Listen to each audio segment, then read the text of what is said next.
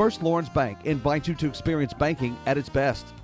Whether you have personal or business needs, we're a full-service bank big enough to handle all of your banking needs and small enough to provide you with that personal touch you've grown to expect from a community bank like First Lawrence Bank. Looking forward to your future? That's First Lawrence Bank in Dublin and Dexter, member FDIC.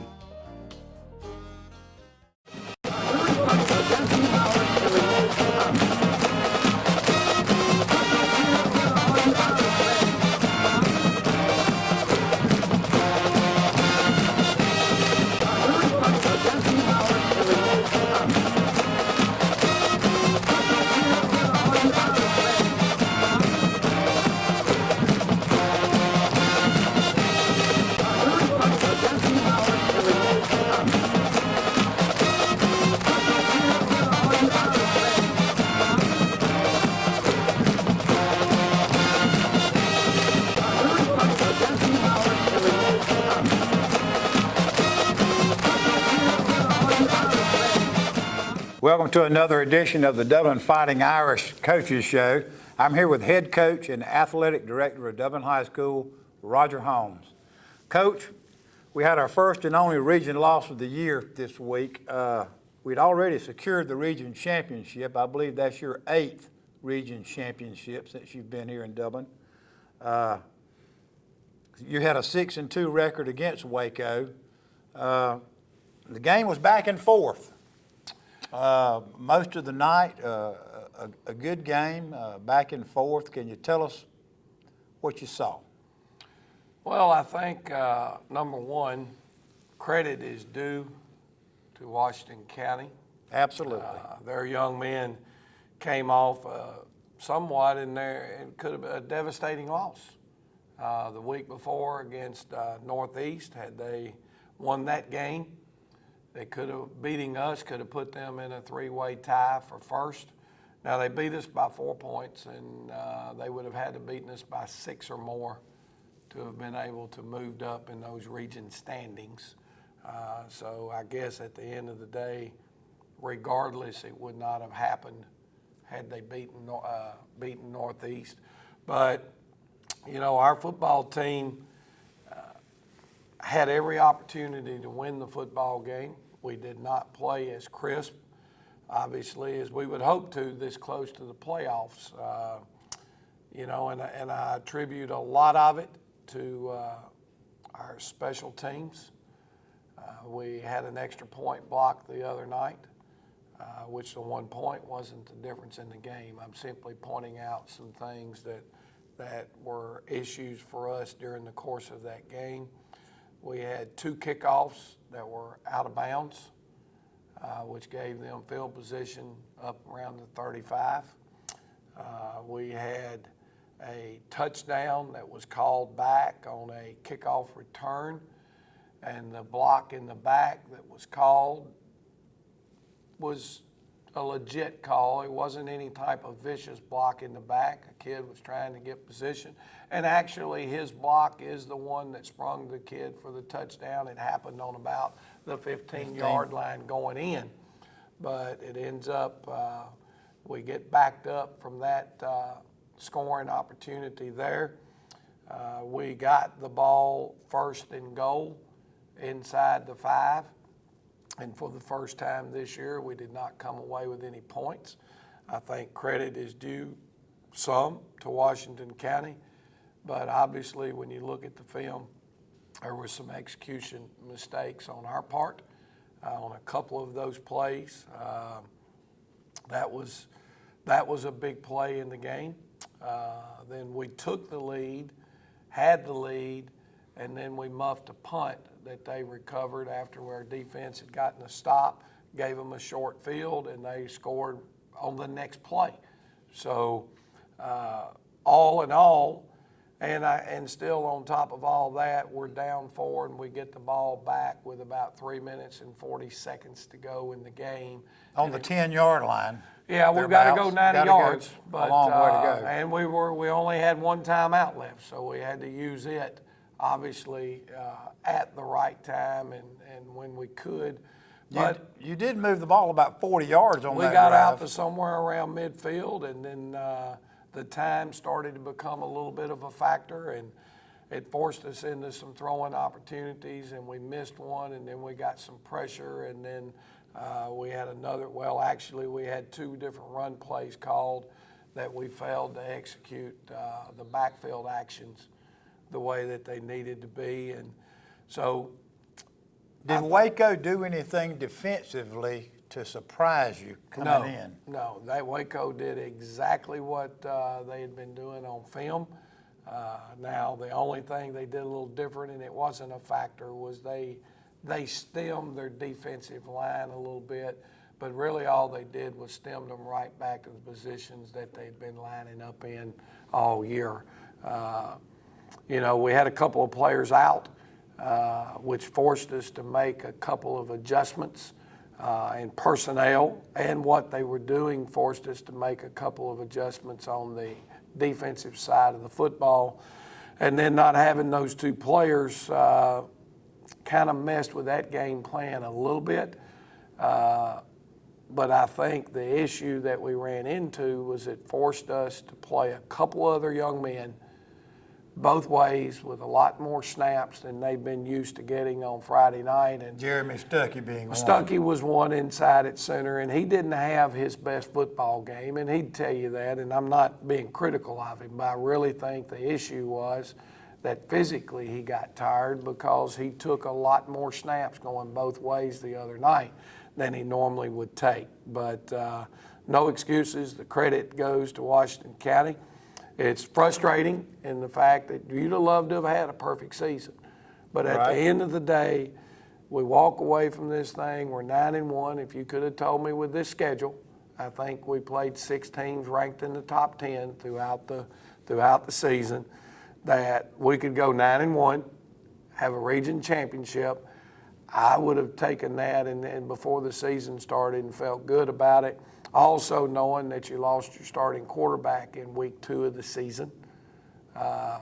That's a tough thing, and Markel Mitchell has done a phenomenal job of grabbing the reins of this team and being a leader and giving everything he's got to make this the best football team it can be. And now we're headed into the new season. This is the season that everybody in the state of Georgia starts out. You know, number 1, they'd like to win a region championship, but number 2, they want to get in the playoffs.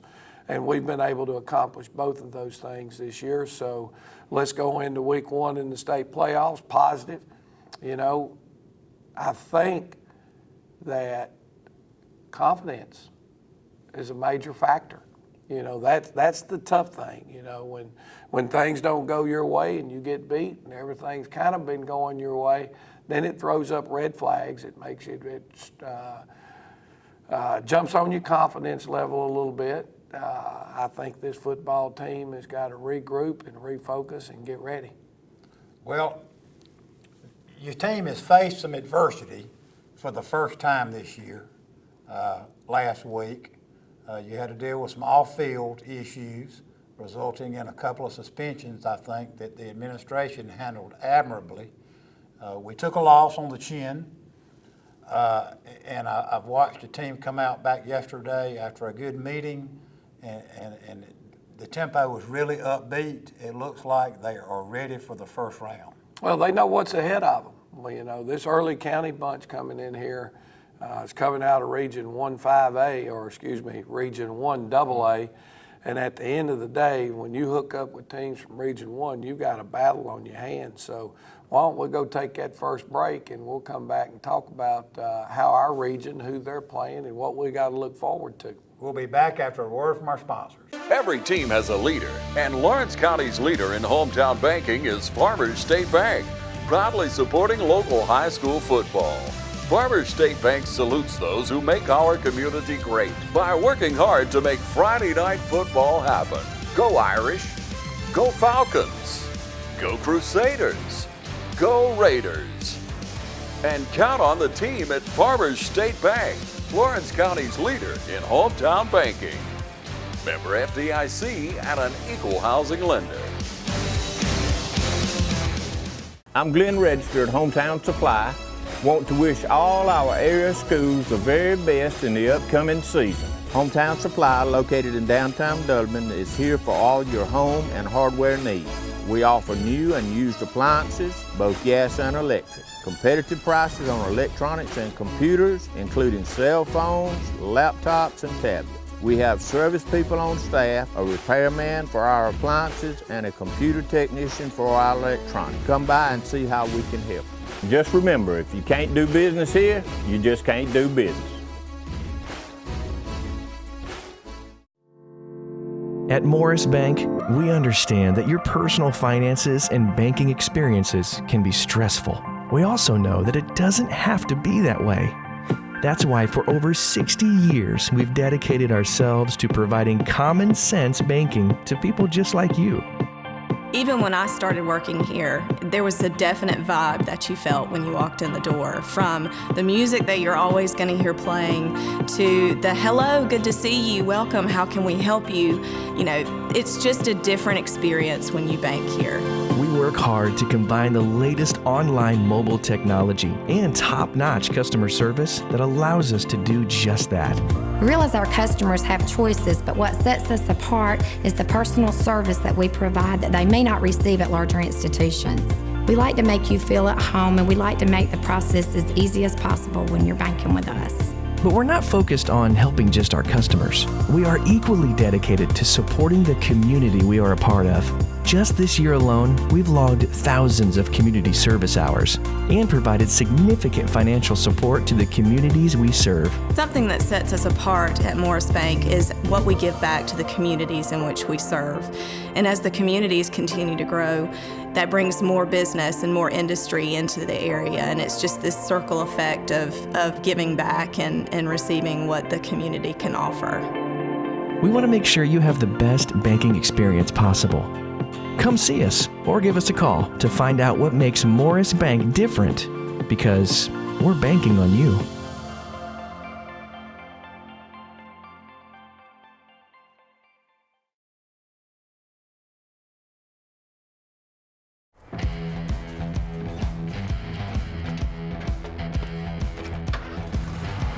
You've got miles and miles of grass to mow.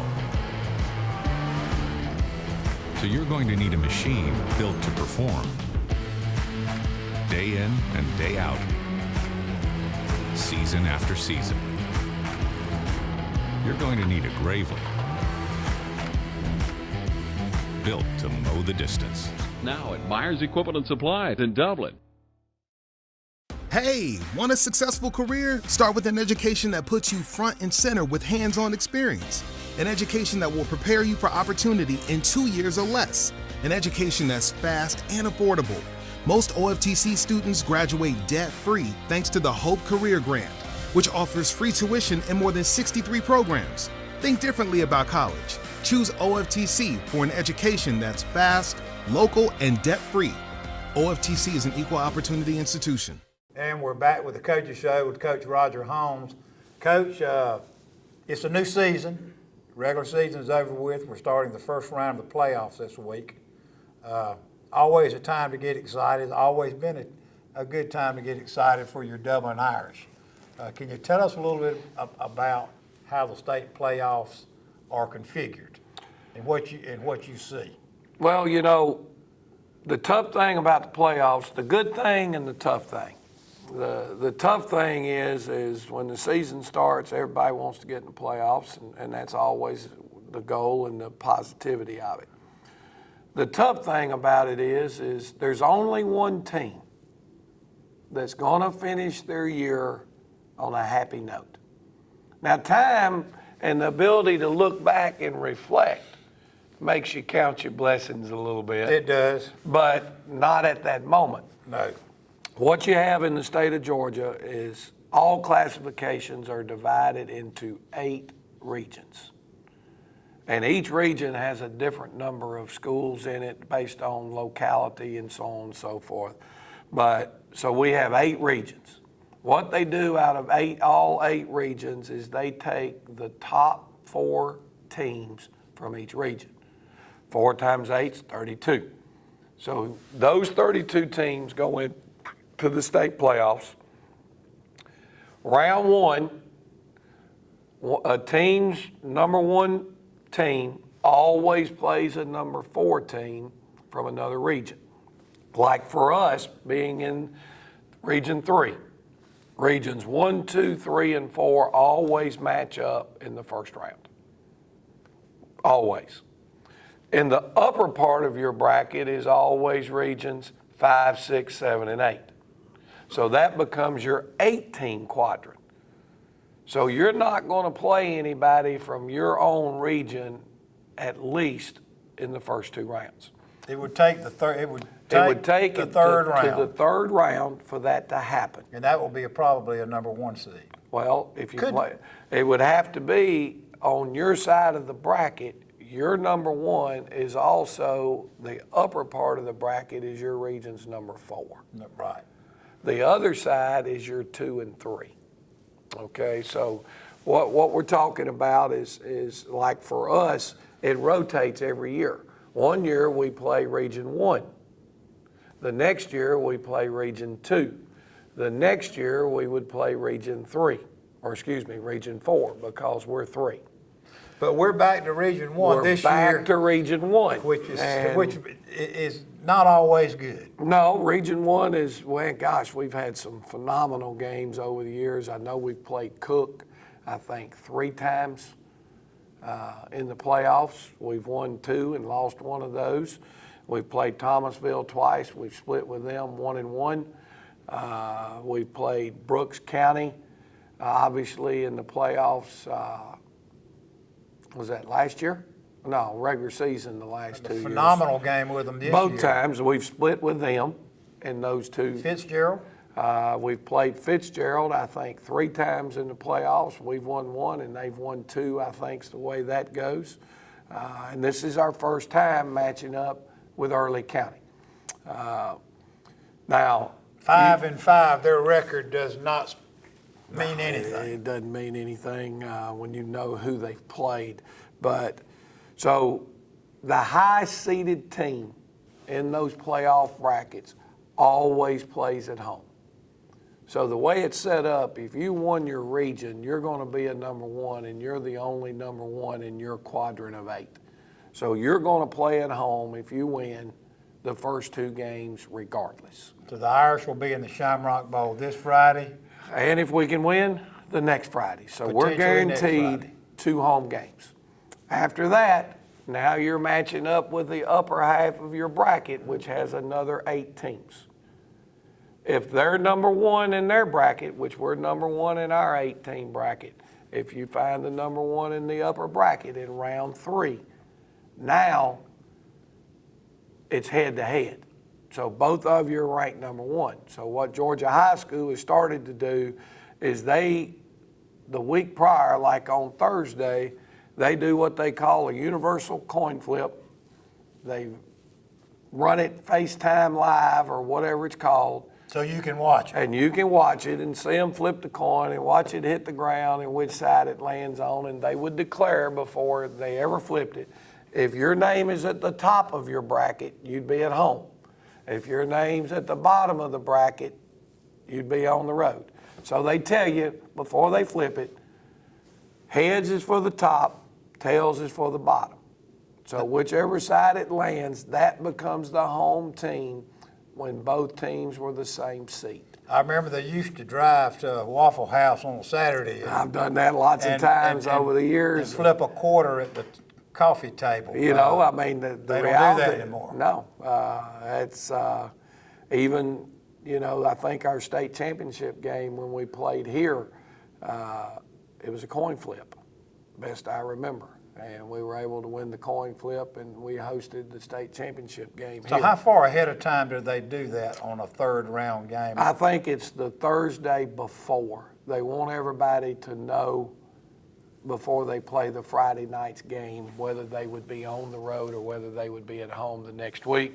So your PA announcer knows. You can make arrangements and let the crowds know and all that type of stuff. So playoff time is a neat time. Obviously, the longer you play, the more exciting it gets. At the other side of that, a tough loss can really, you know, it takes some time to get over. I think the kids have responded well this week. You always want to address your team to be playing their best at week 11. We're at week 11. We're at week 11, and I don't know that we've played our best football to this point. I hope it's coming. We talked about some of that mistakes and errors that we made the other night. The other thing that plays into a huge factor this time of the year is health. Everybody starts getting beat up and banged up a little bit. I know that we are in some places, and it's scary to think, what things could be without certain individuals. But we'll just have to see how well we progress and how healthy we are at the end of the day and see if we can play our best football game. We'll take a break at this time and have a word from our sponsors and come back and talk about Early County. Out here, there are many jobs to do. You need the kind of power, versatility, and comfortable handling that comes with your territory. You need the tractor built to pull all that weight. The Kubota L Series is what you need out here.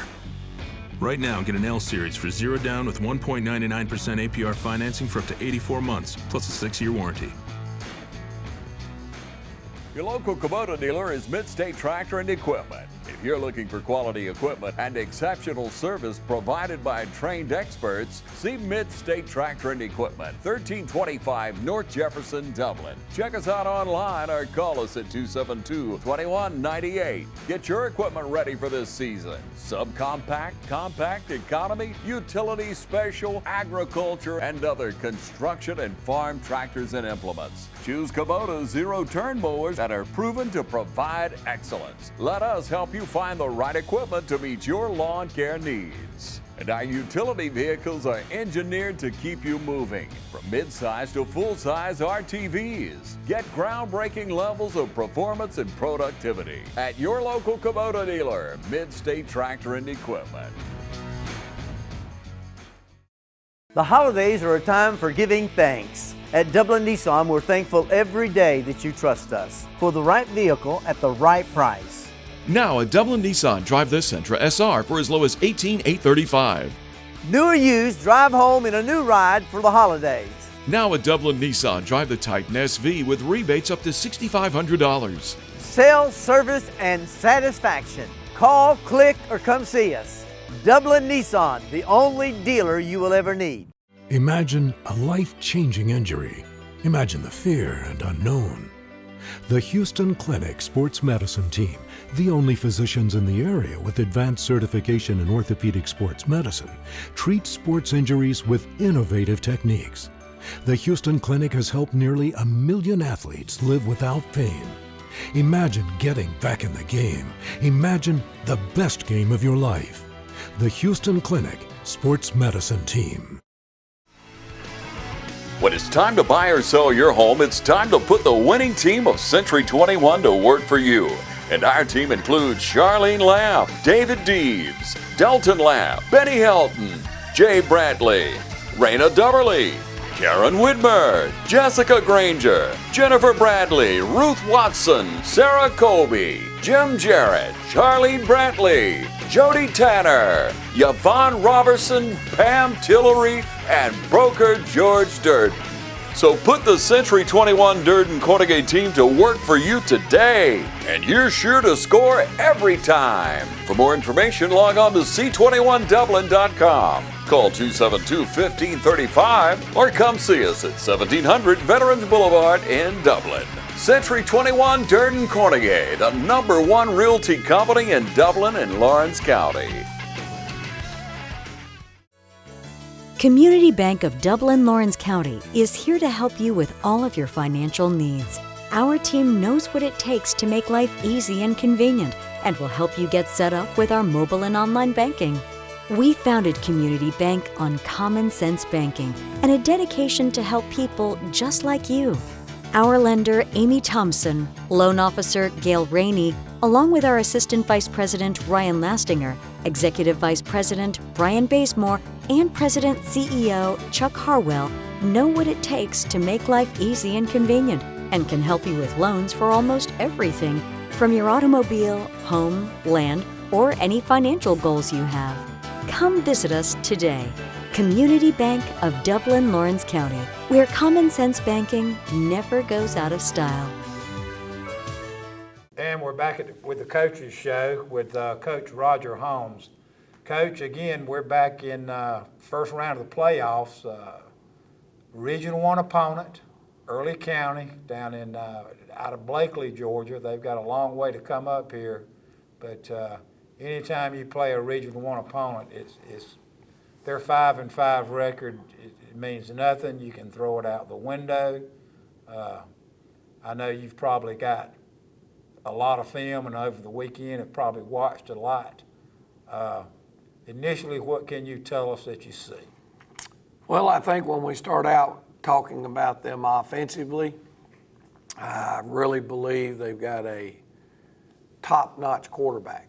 Now, I don't know that he's a Division I recruit and all those type things, but for what they're trying to do with their offense, he does it very well. He is a dual threat quarterback, meaning he throws the football fairly well, but he also will pull the ball down and run it. I don't think he's anywhere around 4.4, 4.5 in the 40, but he dadgum moves the chains and pick up 12 or 15 on you in a hurry and change the format. Offensive line, they've got a couple of really big offensive linemen in there that tip those scales around 300. Their running back, number 1.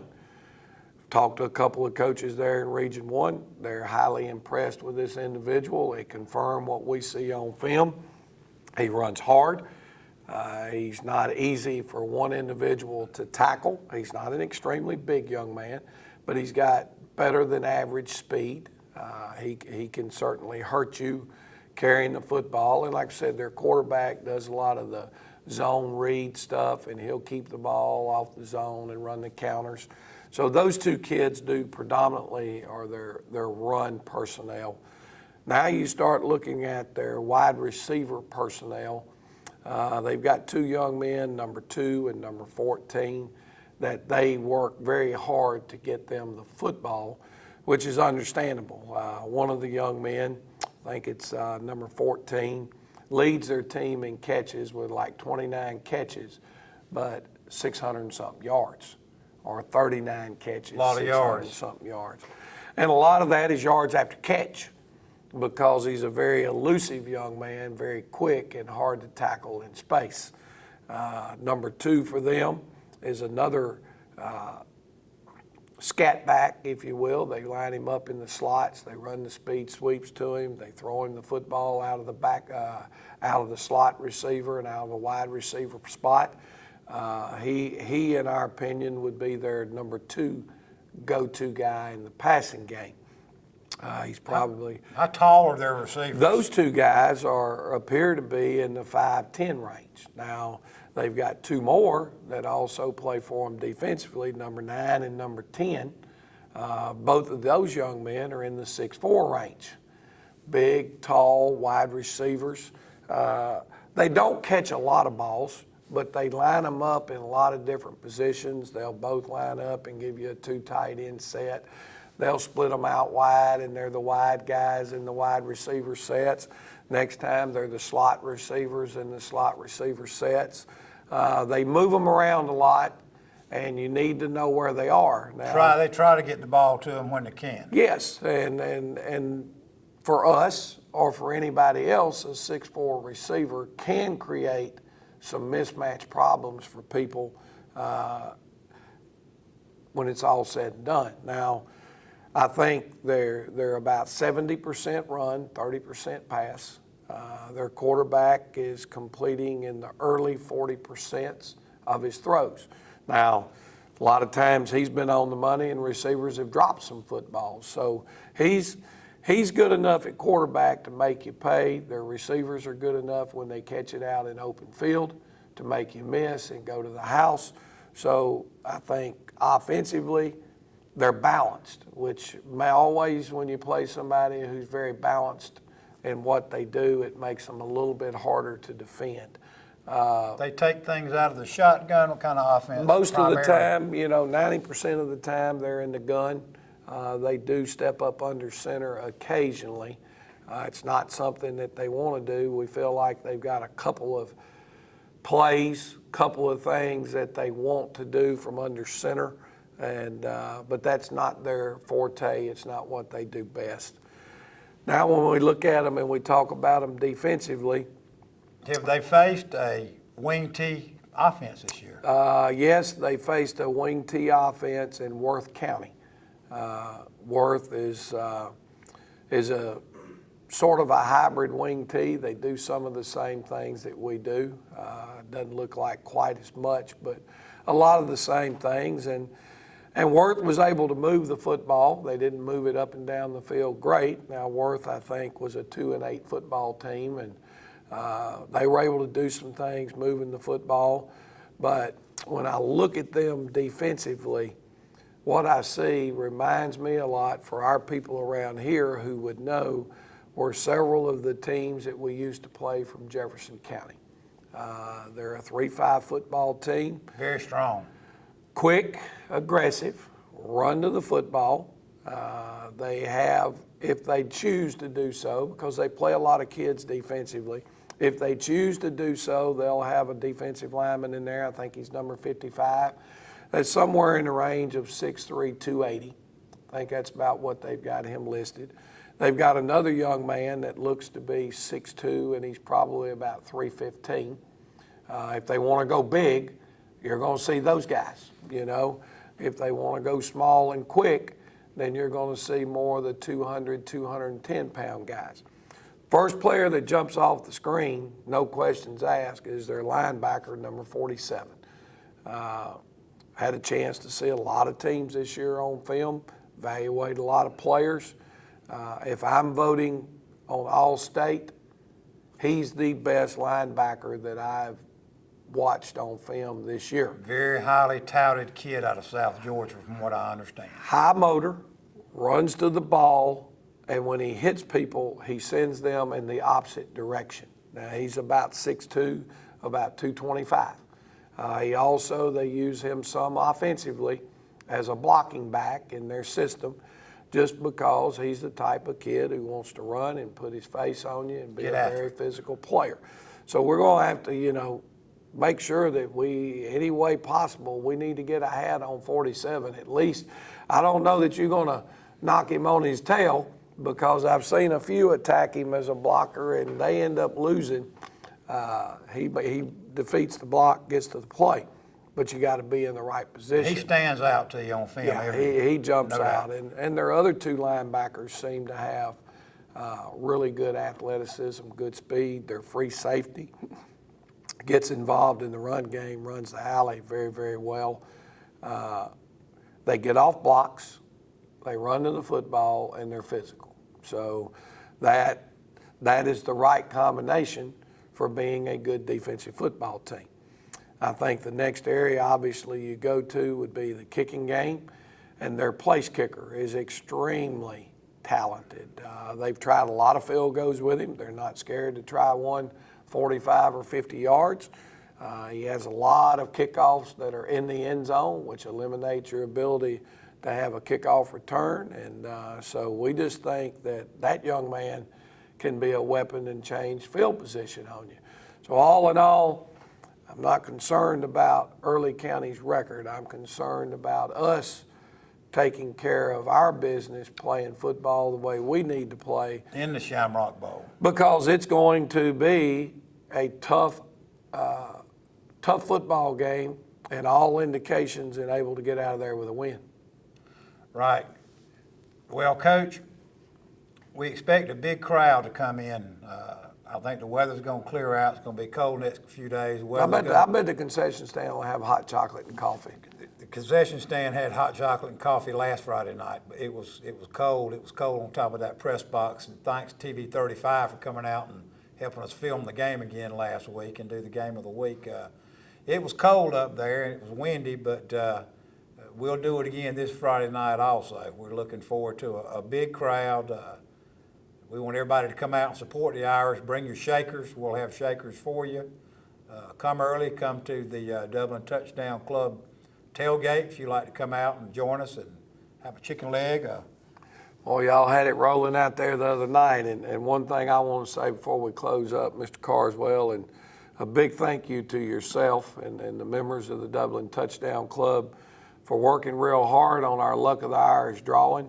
Turned out well this year. Turned out well, and gosh, I just want to say thank you to all the people out there that were willing and able to step up and support this program with your contributions by purchasing a ticket. And thanks again for all that you do to support the Dublin Irish, and let's get them out in the Shamrock Bowl Friday night. We'll see you next Tuesday after the early county game highlights.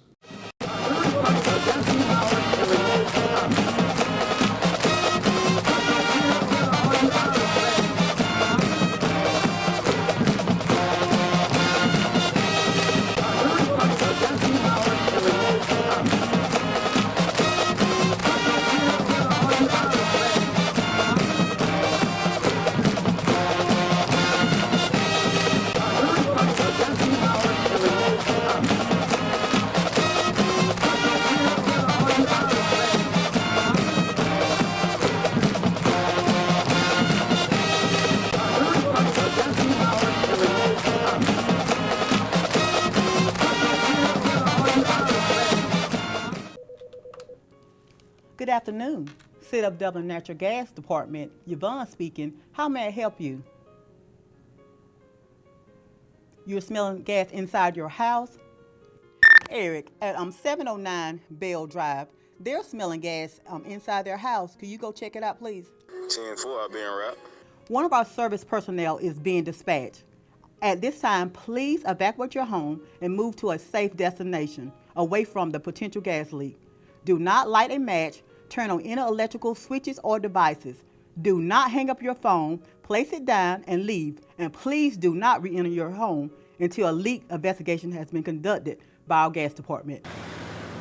Mr. Cates, I'm Brad. This is Eric. We're with the City of Dublin Gas. Are you say you called us about smelling some gas? Yes. Everybody outside? Well, what we're going to do, Eric's going to go to the side of the house, check the meter out, make sure everything's okay, nothing's running through the meter. I'm going to check around the door, and then we'll go inside and kind of see what's going on. Okay.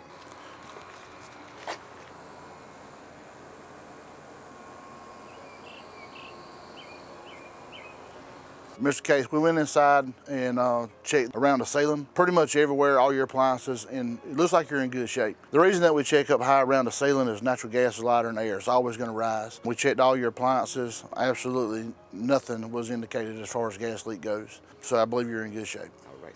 Ms. Cates, we appreciate your business and being a natural gas customer. We're on call 24 hours, 7 days a week. If there's anything that you ever need, give us a call. We'll be more than glad to come out and check anything that you need.